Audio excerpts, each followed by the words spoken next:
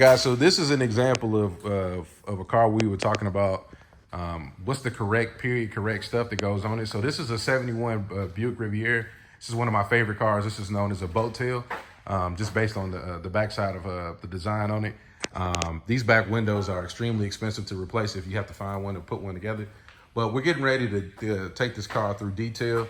But so that you guys remember that silver Riv I had that had tires, that I put spokes and vogues on. To me, a car like this does not have, it's not really a spokes and vogues car, just because this was really more of a sportier car back then. This one had a 455. This one I think is a GS edition because it has the bucket seats and the floor shifter, which you almost never see.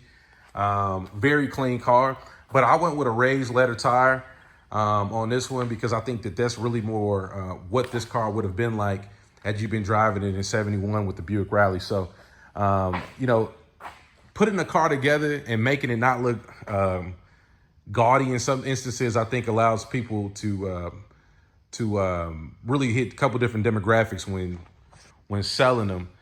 So that's just really like a tip for some of you guys that are always asking me about putting the car together or what helps your car sales. You really want to have it where you can appeal to as many masses as possible. And in some cars, I'm really trying to appeal to one. I think that certain cars are more popular in other demographics than others. So I go ahead and do it how I would do it if it's something I like. But this is one I kind of like it.